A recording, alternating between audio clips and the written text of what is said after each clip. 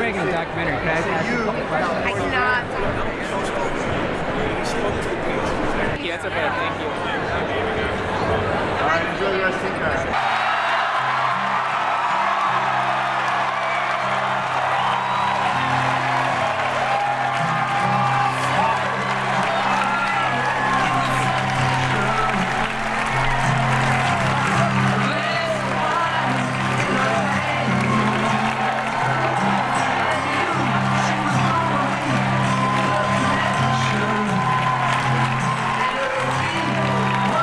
This is going to be a great history lesson for our generations today, the young generations. Because when I ask kids what socialism is, they have no clue.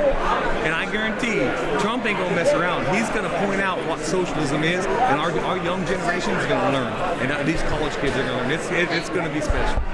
And we go to a gifted high school and the kids are falling brand. Like, you think at a gifted school they'd see beyond it. The Democratic Party is becoming more left-wing as a whole. They're not supporting more moderate candidates, which I'm all in favor of. I'm going to vote for him Super Tuesday. I'm going to vote for Bernie. So I wonder what you as a crowd think of Bernie Sanders.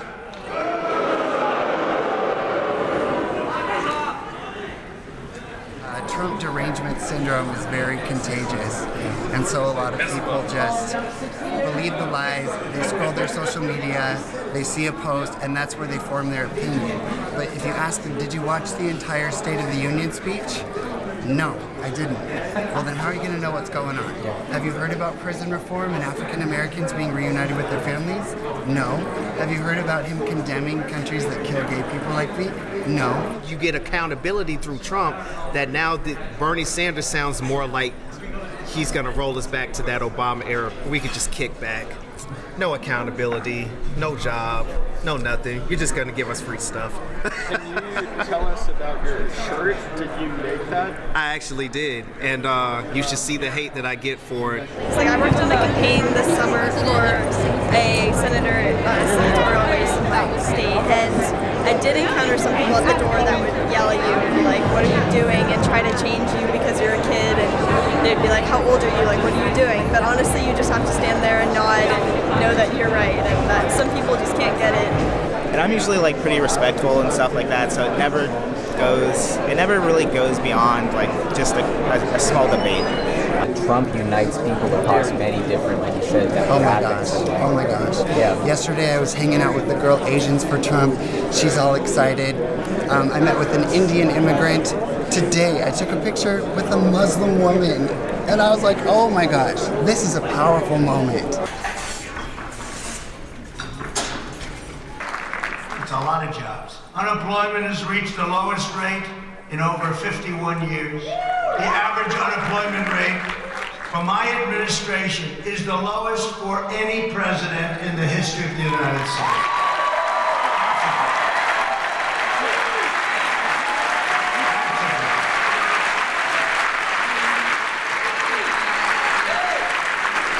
Border security is also health security.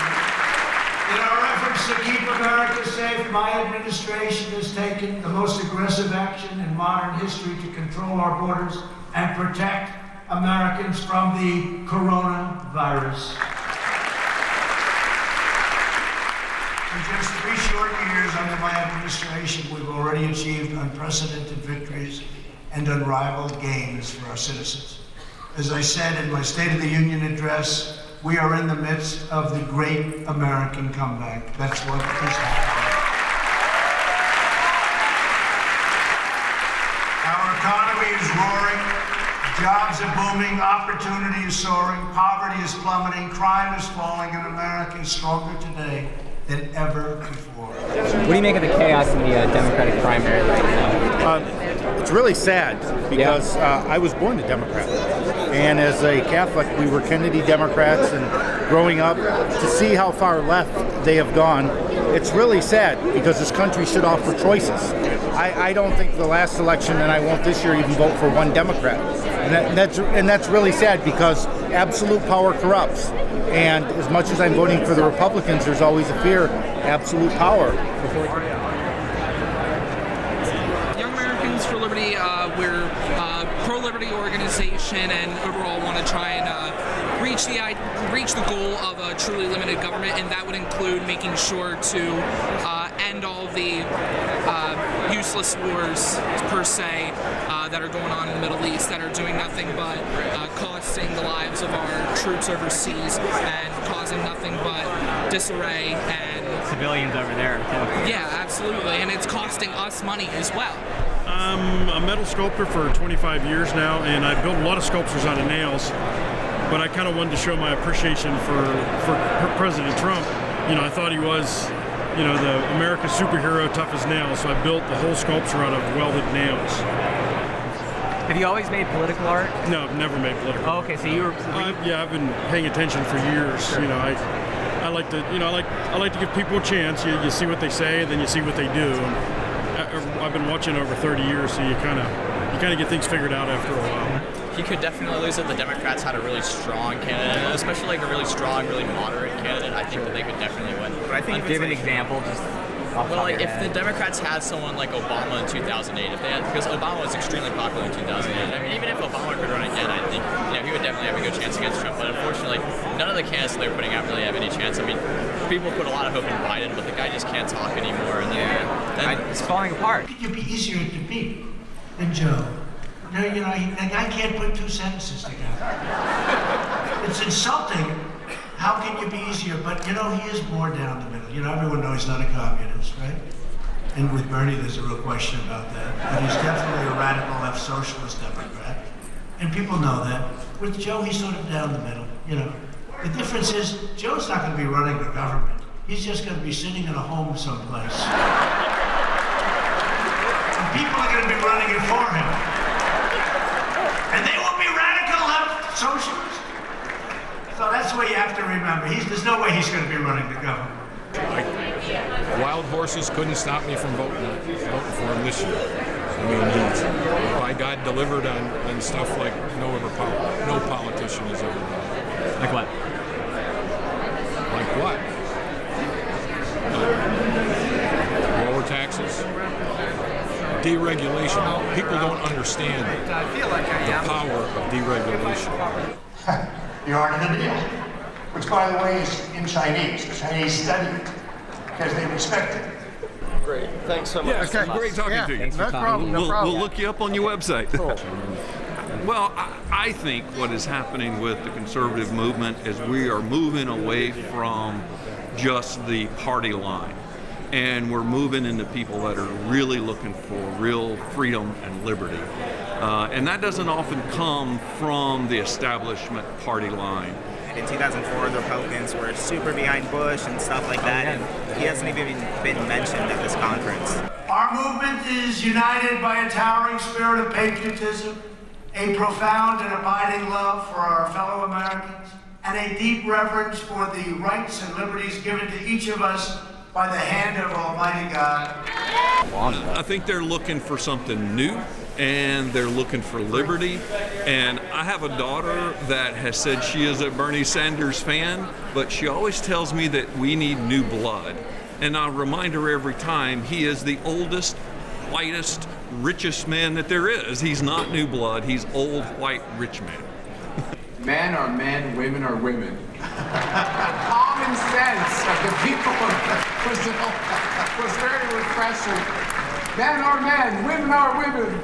They had been marginalized. They were outside of the formal workforce. They've stopped. They no longer even qualify as unemployed. They're so forgotten, they're not even in the numbers. They're not in the numbers. Right. And there's probably, based on our numbers, at least 6 million more Americans who could come back into the labor force. Can you tell Larry used to have his own show? He's so good at this. We might need you to stay the rest of the afternoon here. Let's have it out. Hey, Ivanka, tell the people of Davos, the people of CPAC are very happy, okay? Very happy. Davos is a very strange place.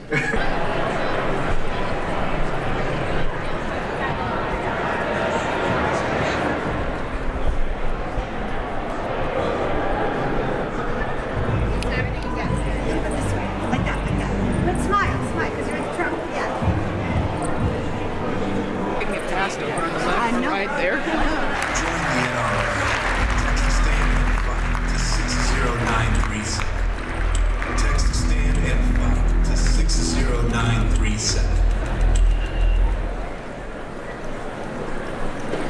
Bernie Sanders is probably the worst candidate. I don't think that there are a lot of people. You think Trump would defeat him in all? Over 300 electoral votes for Trump. I won't say that he said he thinks the Boston bombers, right? The Boston guys, right? He said they have the right to vote.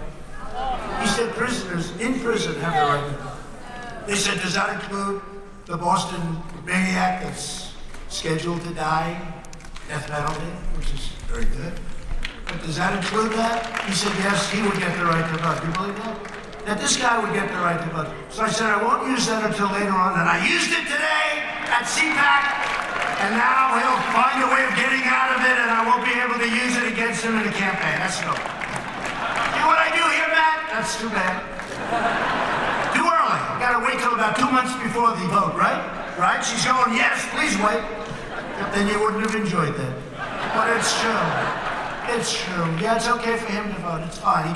He killed many people, badly maimed and wounded many people, and he's got the right to vote. Can you believe that this is where we've come? Yeah, it's an embarrassment. And then oh, I'm gonna take the guns. People that forget on all these mass murders and stuff, all these 90% of them are in gun-free zones. That's a problem. You know, I'm telling you right now, I pack a gun all the time. Of course, we're worried. We have a lot of illegal drug trafficking going through our ranches, so we pack all the time. But I guarantee, if everyone was packing, we're not going to have these issues. Why did Pocahontas destroy him? And look what I did to her. He didn't know what hit him. He's going, oh, get me off of this stage. Get me off.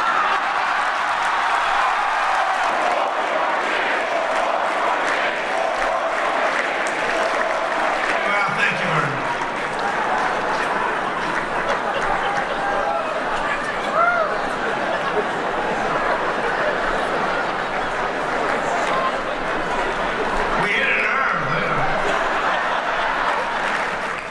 Okay, he's got his style, which is a turnoff to lots of people, and you know, not a warm and fuzzy. He's like a New York businessman. This is how he is.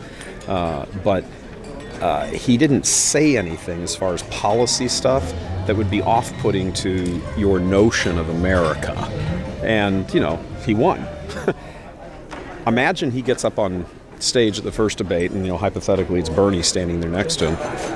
Why, if you were the president of the United States, running on America and greatness and, you know, be your own man and, you know, all that stuff, why on earth would you do anything else besides, no matter what the first question is, come say, I don't want to answer that question. What I do want to say is, ladies and gentlemen, there's 180 million of you out there who have private health insurance, and 93% of you are completely satisfied with it. This man will end it. I'm out of here. And walk off the stage.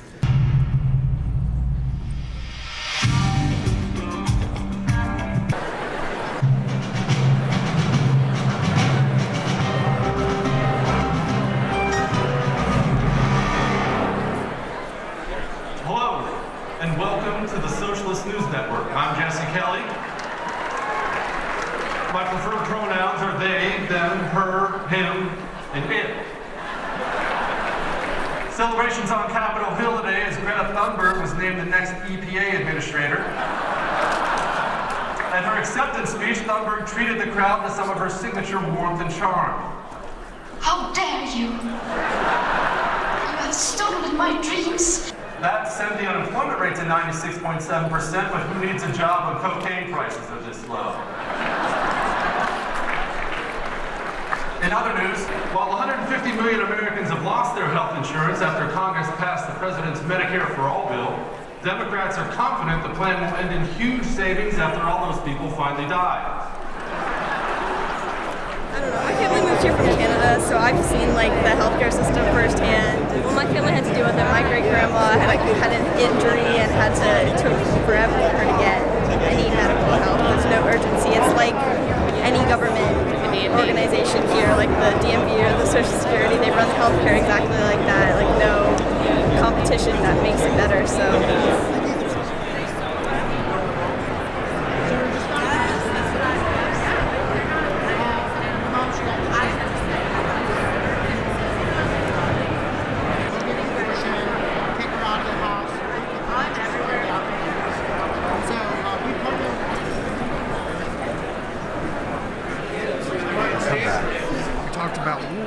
Well, we want an American first policy too that says let's take care of America. Let's stop sending money to countries that hate us. We have needs right here in our country, infrastructure needs, things that we should be taking care of. So let's take care of America first. Let's take care of personal liberties, and let's grow a conservative movement based on that. And a lot of the younger kids that consider themselves libertarians get that. The fearmongers at CNN should not be making us all wear masks. One of the things President Xi and President Trump have talked about 3 times this year by phone is the coronavirus and what China needs to tell us that we need to know about this virus. They posted the analysis of the virus online. This is not the way the secretive Chinese usually do business. Then it was pointed out to them, not publicly, but by people who are loyal to President Trump. This virus comes from one thing, either from a laboratory in Wuhan, which we're not accusing you of, or eating wild animals that you buy in a huge market in Wuhan. Yesterday, the Chinese passed a law. By the way, they usually say their laws take 2 or 3 years to pass. In 2 weeks, they passed a law banning all Chinese from eating wild animals. That may not be a big deal here at CPAC, but if that's where this virus comes from, imagine what can happen in the future. We could have another SARS, another coronavirus. So we've got to have public hygiene standards enforced in China. These political parties, these groups, all don't really care about American people. They just care about who pays them the most. And I think we need to pull away from that and what he was talking about, how American conservatism now is focusing more on the people, like it used to be, rather than just these corporations who flooded millions and millions of dollars. I'll go with him, and I think you're seeing some leadership, both in the Senate and in the House, that will continue to drive along in the same conservative direction. Past Trump, it worries me, but I'm gonna tell you, it worries me, and I have been. It's been hurting my heart a little bit. Like, what are we gonna do when we lose Trump? Because Trump is special. Now we do have his family, but I don't know.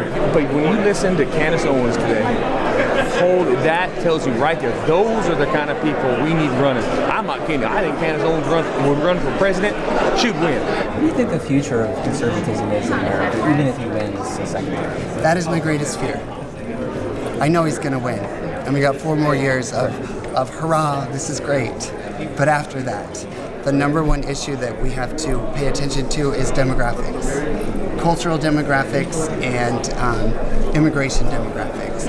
And unless we win over, I work hand in hand with Latinos for Trump, because unless we win over the Latino demographic and we tell these Latinos that you're Americans, you can do this, fulfill your dreams, you're not victims, learn English, go for it, you can do it, then we're going to lose, because it's a question of demographics.